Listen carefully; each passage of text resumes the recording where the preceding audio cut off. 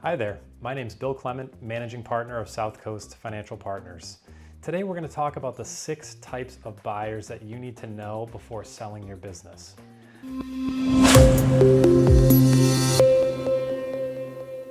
Now, one of the most critical factors in achieving a successful sale is understanding who your potential buyers are and which one is the right one for you.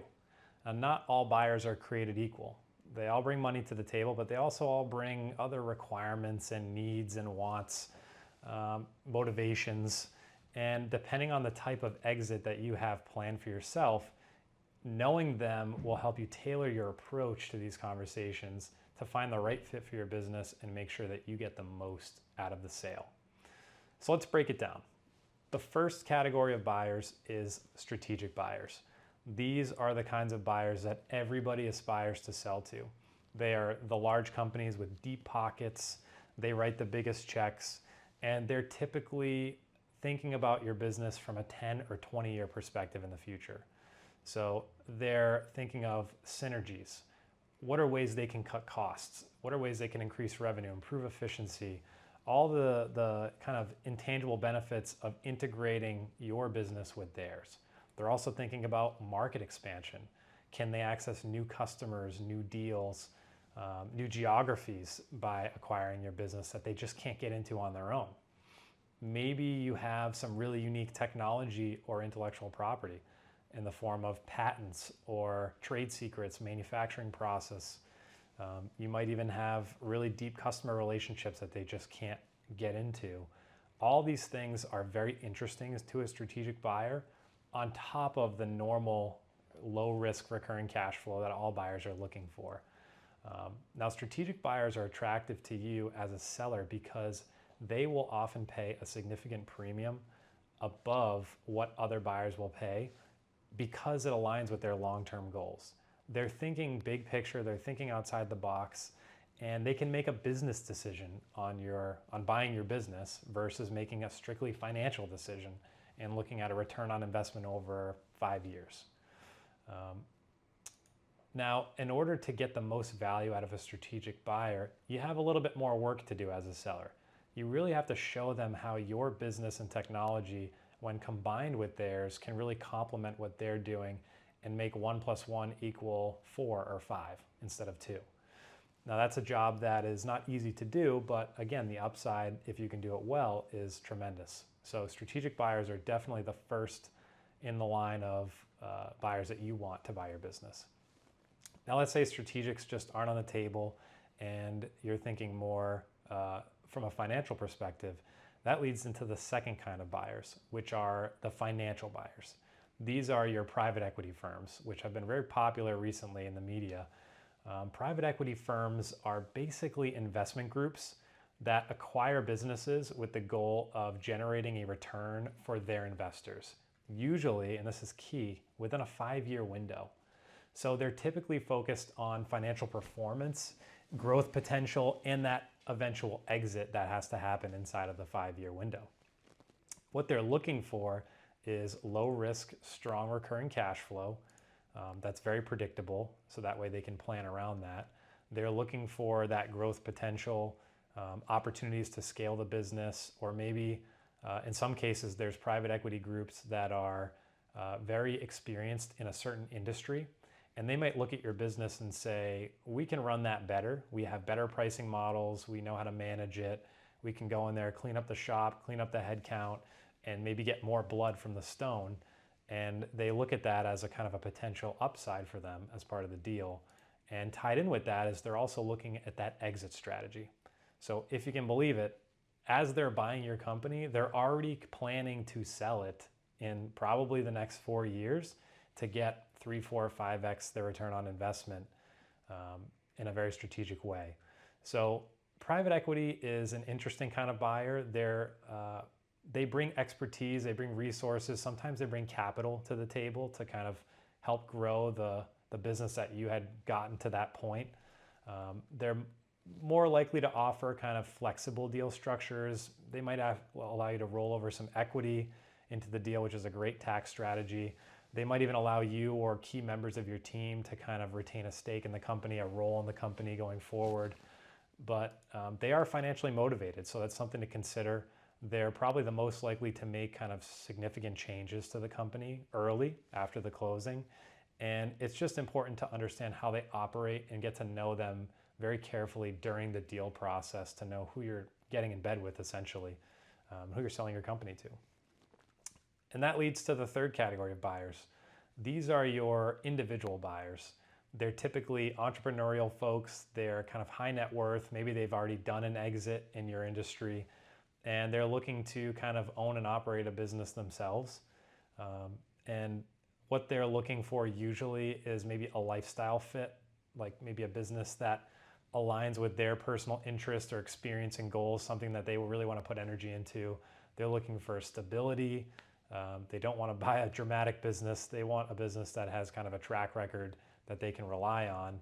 And they're also looking for growth potential. So other ways, again, that they can inject their experience, their energy to kind of expand the business and increase the value over time.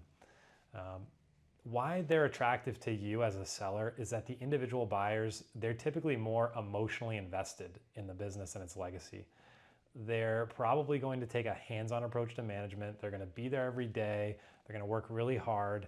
And as a seller, it's nice to know that somebody's going to care for your business the way that you did, even after you sell it. So they're usually more appropriate as a buyer for the companies that are a little bit smaller, where the owner is concerned about really finding the right fit and maintaining that legacy even after the sale.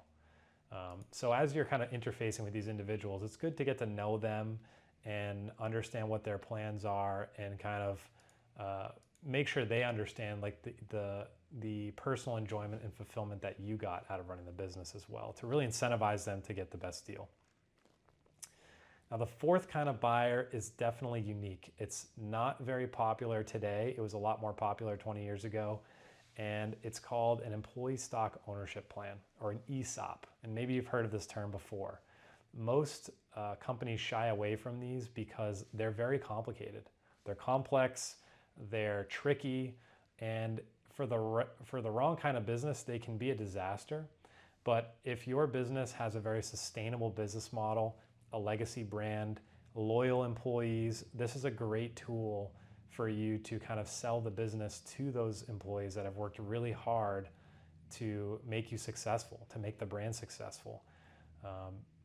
It's definitely a challenge to set them up, but if you have the right advisors, then these can really work well. And there's also some unique tax benefits to ESOPs as well. So it's something to consider. If you're the kind of seller that is really interested on giving back to your employees and rewarding them, and maybe you're not so much worried about a large transaction cash event paid to you, in the short term, which gives you some flexibility. We've seen ESOPs work really well for certain companies, and all it takes is careful conversations and really getting into the details with the right kind of advisor to really understand how these things work and how it might work for your company. Now, the fifth kind of buyer is more popular recently than it's ever been, and that's family offices. Now, family offices are basically like private wealth management firms that manage the investments of usually an ultra high net worth family. These are families that are $250+ million in assets, and these family offices are tasked with kind of running the entire operation of the family's finances. So everything that has to do with their financial life, which includes investment. So these funds that are operating through these family offices, they're looking for ways to kind of diversify the portfolio and maybe get a better return or a different kind of return than the typical 7% they get in index funds in the market. So they're looking a little bit more long-term. They're looking for businesses with kind of stable, low-risk cash flow like everybody else.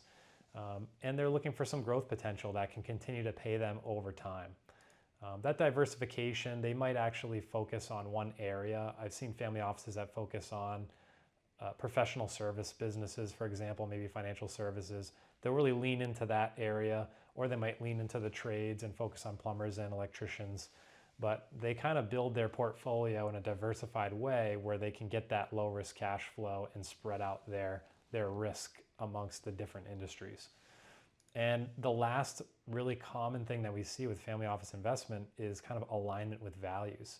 So we've worked with family offices that will not invest in a company that is not a clean company, meaning they do not pollute, they do not have a carbon footprint or a significant carbon footprint. There are family offices that will use that as kind of their first criteria. Before even profit and cash flow and all these things we've talked about, they will decide on whether or not they're interested just based on carbon footprint alone. And that's an interesting, if your business is kind of leaned in a direction, socially responsible direction, like having a clean energy or a low carbon footprint or something like that, activism, then you might be attractive to a family office investor in a more significant way than you otherwise would have been. So it's something to think about as you are kind of lining up the different buyers and trying to figure out where you might land. They're also a little bit more attractive to you as a seller because even though they are focused on return on investment, they're not squeezed into a 5-year turnover or turnaround deal where they need to sell the company in 5 years because they have to make the investors happy. They're typically a lot more flexible in nature.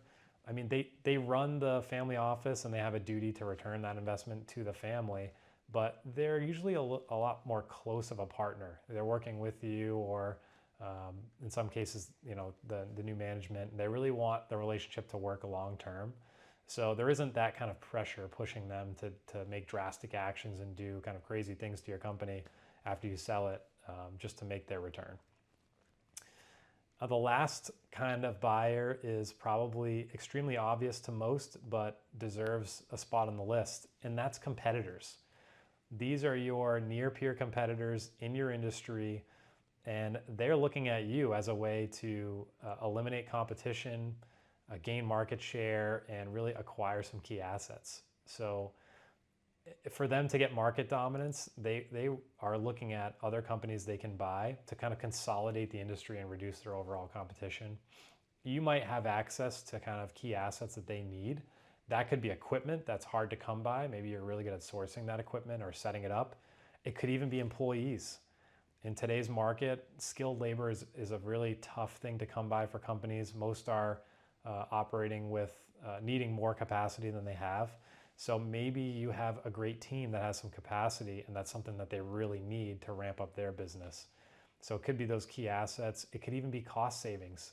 Maybe there's ways that you can combine the operations and reduce overhead and just increase profitability. So a competitor is looking at all these things, again, kind of in addition to the normal low risk recurring cash flow model. And they're trying to think, how is this deal going to pay me back in a significant way? And they're probably likely to pay a little bit more than just a traditional financial buyer because there's more nuance to the deal for them. There's a little more sizzle to the steak, and there's more upside for them if they can get this deal done. So they're a very interesting kind of buyer, but you have to be careful. My caution to you with competitive buyers is that you need to make sure that your documents are squared away with NDAs, non-competes, those kinds of things, so that as you're sharing information, and if the deal for some reason doesn't go through, none of this comes back to haunt you, especially in small industries or kind of tight-knit industries where the competitors are well known and you're going head-to-head quite a bit. So it's good to kind of protect yourself with those documentation, different documents. It's also important to not overshare too early. So give them enough information that they can get you a letter of intent and you can start a deal process, but don't give them everything up front. And that's something that a good deal team will advise you about. Your CPA, your attorney, they'll take care of you and make sure that you don't go too deep into a deal before making sure that the buyer is legit. But just something to consider as you're thinking about a competitor as a good buyer. So those are the 6 kinds of buyers that are potentially out there thinking about buying your business. We have the strategic buyers, we have the financial private equity buyers, we have the individual buyers, we have the employee stock ownership plans, we have the family offices, and we have the competitors. So definitely a nice robust list of options for you to consider. Each has their own motivation for why they do deals. They can each one of those could be the right fit for you. And in a perfect world, you have multiple buyers that are kind of battling and bidding to get the most value for your business. So the key here is to understand the game, understand the playing field, and kind of plan in advance. Work with your deal team. If you understand the playing field and kind of who might approach you to buy your business, then you can actually tailor your sales pitch and kind of your value pitch to these people, these buyers, to get the most value for your company upfront. If you understand what motivates them, you can kind of get inside their head and build the deck in a way that's really going to grab them. And as they're looking at 6, 7 deals a week, yours can stand out and make it a lot higher likelihood that they come to the table with an offer. And again, multiple offers, when you have competitive bidding in this process, that's the guaranteed way to get the most money for your company. So it's important to understand this and kind of plan in advance. And our advice on this is to plan at least 3 years before the sale. That gives you enough time to really understand the market, review who the buyers are, what are the deals being done, and educate yourself so that you're ready for the deal to happen. So think 3 years in advance, or even look 3 years down the road. And if you think that this is something that is likely to happen in your kind of trajectory, then consider getting a deal team in place. Get people in your corner that know how deals are done, know how deals are structured, and how to advise you to get the most out of your company. That's all I have for today. We'll be talking more about topics like this and others that help business owners and entrepreneurs succeed in their mission and their visions. So please stay tuned, and we'll see you in the next video. Thank you.